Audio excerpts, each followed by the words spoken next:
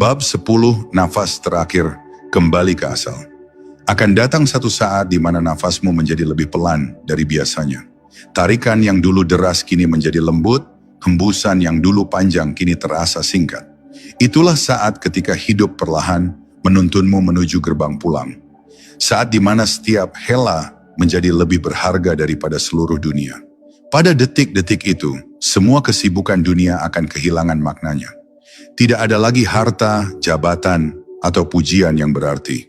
Yang tersisa hanyalah satu hal, kesadaran akan nafas yang kini berpulang kepada sang pemiliknya. Bila engkau telah melatih zikir nafas sepanjang hidupmu, maka detik terakhir itu tidak lagi menakutkan. Sebab engkau tidak sedang kehilangan, engkau sedang kembali. Nafas yang keluar untuk terakhir kali bukanlah perpisahan, melainkan penyatuan. Penyatuan antara ruh yang bergetar dengan cinta dan sumber dari segala cinta itu sendiri. Bagi mereka yang lalai, kematian tampak seperti pemisahan. Tapi bagi mereka yang sadar, kematian hanyalah perubahan bentuk dari keberlanjutan cinta. Selama hidup engkau bernafas dengan zikir, menyebut namanya di antara hirup dan hembus.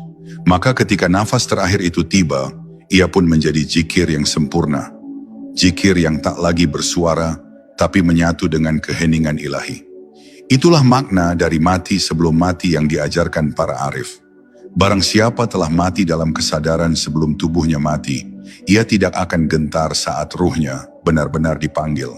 Karena baginya, kematian hanyalah seperti melepas pakaian yang sudah usang, untuk mengenakan cahaya yang lebih lembut, lebih abadi. Nafas terakhir bukan akhir perjalanan, tapi awal dari kembalinya engkau ke hakikat asal. Seperti tetes air yang akhirnya menyatu kembali dengan samudra, engkau pun akan larut dalam lautan kehadirannya. Tidak ada lagi batas antara aku dan dia, karena semua perbedaan hanyalah bayangan sementara. Ruh yang sadar tidak mencari surga di luar sana, sebab surga sejatinya telah hidup di dalam dirinya. Surga berupa kedekatan, kehadiran, dan kedamaian tanpa syarat.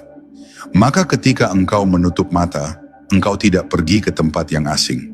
Engkau hanya pulang ke rumah yang selama ini engkau rindukan, ke pangkuan kasih yang selama ini menghidupimu dalam setiap tarikan nafas. Namun ketahuilah, perjalanan menuju nafas terakhir yang damai tidak bisa dicapai dengan teori atau pengetahuan semata. Ia hanya bisa ditempuh melalui latihan hadir dalam setiap hela, melalui zikir yang terus menghidupkan hati di tengah kesibukan dunia. Setiap nafas yang sadar adalah satu langkah menuju kematian yang tenang.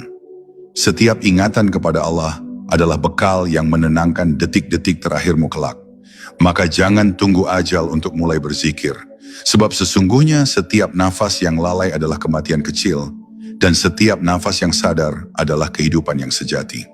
Dan ketika akhirnya engkau sampai pada nafas terakhir itu, ketika udara berhenti menari di antara dada dan dunia mulai memudar, engkau akan tersenyum. Karena engkau tahu tidak ada yang hilang. Nafas yang selama ini keluar dan masuk hanyalah tamu yang mengantarmu pulang. Kini engkau tidak lagi bernafas.